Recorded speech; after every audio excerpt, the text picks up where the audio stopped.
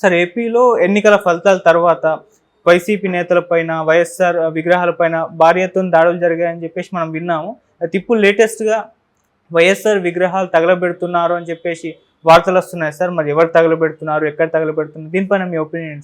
యాక్చువల్గా డే 1 నుంచే తెలుగుదేశం కూటమి ప్రభుత్వం రివెంజ్ స్టార్ట్ చేసింది.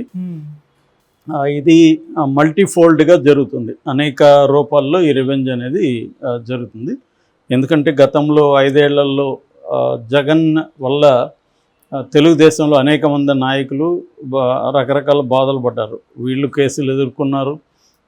చాలా ఆర్థికంగా కూడా చాలా నష్టపోయాడు. ఎందుకంటే జగన్ చాలామంది తెలుగుదేశం నాయకుల్ని ఆర్థికంగా దెబ్బతీశాడు. అంటే వాళ్ళకి ఉన్న రెవెన్యూ సోర్సెస్ వాటిని దెబ్బకొట్టాడు. మనకు తెలుసు జేసీ ప్రభాకర్ రెడ్డి, దివాకర్ రెడ్డి వాళ్ళ మైన్స్ కావచ్చు, లేకపోతే వాళ్ళ ట్రావెల్స్ వ్యవహారాలు కావచ్చు, దీనంతా దెబ్బకొట్టారు. అట్లాగే కాంట్రాక్ట్స్ని కూడా రివర్స్ టెండరింగ్ పేరుతో తెలుగుదేశం గతంలో ఇచ్చిన కాంట్రాక్టర్లని వాళ్ళంతా పక్కన పెట్టి కొత్తగా తీసుకురావడం, ఇదంతా కూడా జగన్ డే 1 నుంచి జగన్ కూడా స్టార్ట్ చేశాడు. సో దాని తర్వాత ఇప్పుడు వీళ్ళందరూ కూడా ఎలక్షన్ టైంలోనే, క్యాంపెయిన్ టైంలోనే మేము వస్తే ఏం చేస్తాం అనేది కూడా చెప్పారు. వాళ్ళు మేము వస్తే ప్రజలకు ఏం చేస్తాం అనేది కంటే కూడా మేము వస్తే వీళ్ళ ఎలా అంతు చూస్తామనేది ఎక్కువ మాట్లాడారు. లోకేష్ అయితే రెడ్ బుక్ తీసుకొని పేర్లు రాసుకుంటున్నాడు. చంద్రబాబు గారిని, పవన్ కళ్యాణ్ కూడా డైరెక్ట్గా రివెంజ్ ఎలా తీర్చుకుంటామనేది చెప్పారు.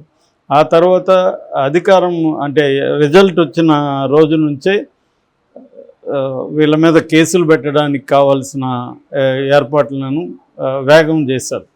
సిఈడి 5వ తేదీ సిఈడి వాసుదేవరెడ్డి ఆఫీస్లోకి వెళ్ళి ఆ డాక్యుమెంట్స్ అంతా కలెక్ట్ చేసుకోవడం. 7వ తేదీ వాసుదేవరెడ్డి ఇంటి మీద ఇక్కడ హైదరాబాద్లో నానక్రమగూడలో ఇంటి మీద దాడి చేసి డాక్యుమెంట్స్ పట్టుకోవడం. ఆ తర్వాత మన ఆయన బొత్స సత్యనారాయణ మీద కేసు పెట్టడం, టీచర్స్ బదిలీలో అవకతవకలు, ఇలాగ వరుసగా కేసులు. ఇంకా ఆడుదాం ఆంధ్ర, మన రోజా, బైరెడ్డి సిద్ధార్థరెడ్డి, తర్వాత సజ్జల రామకృష్ణారెడ్డి మీద మొన్న కేసు నమోదైంది. ఇది కూడా మల్టిపుల్గా ఉంటుంది. కేసులు పెట్టడం కూడా ఎలాగ ఉంటుందంటే గవర్నమెంటే కొన్ని చేస్తుంది, కొన్ని ప్రైవేటు వ్యక్తుల దగ్గర చేయిస్తుంది. అది తెలుగుదేశం వాళ్ళే కానక్కర్లా, తెలుగుదేశానికి చాలామంది మిత్రులు ఉన్నారు, వాళ్ళ ద్వారా కూడా చేయిస్తుంటుంది. అలాగే రకరకాల పద్ధతులు కేసులు పెట్టడం అనేది మొదలైంది. That is one thing. Second thing, కొంతమంది నాయకులను టార్గెట్ చేసి వాళ్ళ ఇళ్ళ మీద దాడులు చేయడం, వాళ్ళ ఆఫీసుల మీద దాడులు చేయడం, అది కూడా మొదలైంది. ఫర్ ఎగ్జాంపుల్ కొడాలి నాని వాళ్ళ ఇంటి మీద రాళ్ళు వేయడం చూసాము. అట్లాగే జోగి రమేష్, తర్వాత ఆయన వల్లభనేని వంశీ, అట్లాగే రోజా ఇంటి ముందు కూడా వెళ్ళి వీళ్ళు జనసేన వాళ్ళు కట్అవుట్లు అవన్నీ పెట్టడం, ఇలాగా కొంతమంది టార్గెట్ చేసి వాళ్ళ ఇంట్ల మీదకి రాళ్ళు వేయడం, వాళ్ళని భయభ్రాంతం చేయడం అనేది ఒకవైపు నడుస్తుంది. మరోవైపు సచివాలయాలు కావచ్చు, లేకపోతే మిగతా ఆఫీసుల్లోకి వెళ్ళి వైసీపీ రంగులు మార్చడం, వైసీపీ శిలాఫలకాలని పగలగొట్టడం, ఈ కార్యక్రమం నడుస్తుంది. ఇంకోవైపు వీసీలను టార్గెట్ చేయడం. ఎస్కే యూనివర్సిటీ వీసీని గెరవ చేశారు, అక్కడ వైఎస్ఆర్ విగ్రహాన్ని తీయించారు. అట్లాగే ఏయు ఆంధ్ర యూనివర్సిటీ వైస్ ఛాన్సలర్ని బెదిరిస్తూ ఫోన్లు, లెటర్లు వెళ్తున్నాయి. అధికారులు కూడా, పై అధికారులు కూడా ఆయన్ని రిజైన్ చేయమని కోరుతున్నారు. బట్ ఆయన మీరు రిటర్న్గా ఇస్తే నేను రిజైన్ చేస్తాను, నేను ఎందుకు రిజైన్ చేయాలని అడుగుతున్నాడు ఆయన. సో దాని మీద కూడా ఆల్రెడీ తెలుగుదేశం మీడియా స్టార్ట్ చేసింది. సో ఇదొక వైపు. మరోవైపు ఏం చేస్తున్నారంటే అధికారులను వేధించడం. సో గతంలో వైసీపీతో పనిచేసిన అధికారులు ఎవరైతే ఉన్నారో వాళ్లను వేధించడం అనేది జరుగుతుంది. అట్లాగే జగన్ పథకాలకన్నిటికీ పేర్లు మార్చేసేయడం, వాటిని పథకాలని మొత్తం రూపురేఖలు మార్చడం, కొన్నిటిని పక్కన పెట్టేసేయడం, ఈ కార్యక్రమం జరుగుతుంది. అంటే మల్టీఫోల్డ్గా తెలుగుదేశం కూటమి చేస్తుంది. ఒకవైపేమో పవన్ కళ్యాణ్ ఏమో వాళ్ళ ఎమ్మెల్యేలతో సమావేశమైనప్పుడు మనము వైసీపీ వాళ్ళ మీద రివెంజ్ తీర్చుకోకూడదు, మనం 5 కోట్ల మంది ప్రజల ఆకాంక్షలని నెరవేర్చాలి, సంక్షేమం అభివృద్ధి వైపు మనం దృష్టి పెట్టాలని ఆయన ఉపన్యాసాలు ఇచ్చాడు. కానీ ఆయన ఎక్కడా దీన్ని ఖండించట్లేదు ఇప్పటి వరకు. ఈవెన్ జనసేనకులు కూడా జోగి రమేష్ లాంటి వాళ్ళ ఇంటి మీదకి వెళ్ళారు. మొన్ననే అతను ఒక ఎంపీ కారు భరత్ అనుకుంటా, ఆయన కారు తగలబెట్టారు.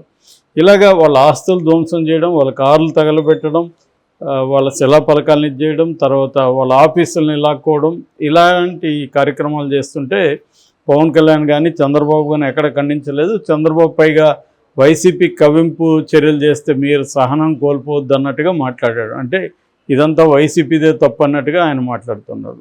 ఇంకా లోకేష్ అయితే మేము కక్ష అయితే తీర్చుకోం కానీ లీగల్గా మాత్రం ఎవరిని వదిలిపెట్టమంటున్నారు. సో ఏదేమైనా మల్టిపుల్గా కక్షలు తీర్చుకోవడం అన్న కాన్సెప్ట్ అయితే కనబడుతుంది. కొత్తగా ఈరోజు అక్కడ మన బాపట్ల జిల్లా బట్టిప్రోల్లో అద్దెపల్లి అనే ఒక దళిత వాడలో ఎవరో వైఎస్ఆర్ విగ్రహానికి పెట్రోల్ పోసి ముట్టించారు. అది ఇంకా కాలుతుంది. ఆ వీడియో వైరల్ అవుతుంది ఇప్పుడు. అంటే రాష్ట్ర వ్యాప్తంగా వైఎస్ఆర్ విగ్రహాల ధ్వంసం అనేది ఒకటి జరుగుతుంది. సో దీన్ని కాంగ్రెస్ కూడా ఖండించింది, ముఖ్యంగా షర్మిల కూడా ఖండించింది. వైఎస్ఆర్ విగ్రహాలు ధ్వంసం చేయొద్దని, కానీ అది కంటిన్యూ అవుతున్నాయి. సో అంటే మల్టీఫోల్డ్లో ఒక రివెంజ్ అనేది నడుస్తుంది. మరి ఇది ఈ రివెంజ్ వల్ల వీళ్ళకి ఒక ఆనందం అయితే కలగచ్చేమో, కానీ అంటే జగన్ గతంలో మనం చేస్తాం కాబట్టి మనం కూడా చేయాలనేది కరెక్ట్ అని వాళ్ళు అనుకోవచ్చు. కానీ దీనివల్ల ఏమవుతుందంటే ప్రజలకి ఏ రకమైన మేలు జరగదు. మళ్ళీ వాళ్ళు వస్తే వీళ్ళు చేశారని వాళ్ళు చేస్తారు. గతంలో 2014-19లో తెలుగుదేశం చేసిందని వైసీపీ చేసింది, ఇప్పుడు వైసీపీ చేసిందని వీళ్ళు చేస్తున్నారు. మళ్ళీ వైసీపీ వచ్చిందనుకో వీళ్ళు చేశారని వాళ్ళు చేస్తారు. ఇది ఒక విసియస్ సర్కిల్ అవుతుంది. దీనికి ఎక్కడో ఒక చోట ఆపాలి. ఇది మనం మాట్లాడితే ఏమంటారు, నువ్వు జగన్కి చెప్పావా గతంలో అంటారు. సో ఎవరికి చెప్పినా ఇదే చెప్పాలి. ఎందుకంటే రివెంజ్ని ప్రోత్సహించకూడదు, వైలెన్స్ని ప్రోత్సహించకూడదు. తర్వాత ఇట్లా విగ్రహ ధ్వంసం గతంలో కూడా ఎన్టీఆర్ది కూడా అలాగే చేసింది వైసీపీ. సో కొంతమంది అంబేద్కర్ విగ్రహాలు చేశారు. ఇదేంటంటే సింబాలిక్గా విగ్రహాలు చేయడం అనేది ఒక చర్య. సో ఇలాగ ఫోల్డ్గా రివెంజ్ అనేది జరుగుతుంది రాష్ట్రంలో. మరి ఇది ఎక్కడ పుల్ స్టాప్ పడుతుందా లేకపోతే ముందుకెళ్తుందా చూడాలి. ఒక పక్క స్టేట్ గవర్నమెంటే ఈ పని చేస్తుంది. మనం చూసాము వైసీపీ ఆఫీసులను కోల్చడం అనేది కూడా స్టార్ట్ చేసింది. ఆల్రెడీ తాడేపల్లిలో 2 ఎకరాల విస్తీర్ణంలో కడుతున్న దాన్ని కంప్లీట్గా కూల్చేశారు. ఇప్పుడు దాదాపు 16 వైసీపీ ఆఫీసులకి నోటీసులు ఇచ్చారు, విశాఖ, అనంతపురం, ఇలాగ రకరకాల ఏరియాల్లో. సో ఇప్పుడు దాని మీద వీళ్ళు లేల అప్పిరెడ్డి కోర్టుకి వెళ్ళాడు. కోర్టులో వీళ్ళు వెళ్ళిన వాటికి మాత్రమే స్టే ఇస్తూ వస్తుంది, వీళ్ళు కొత్త వాటికి నోటీసులు ఇస్తూ వెళ్తున్నారు.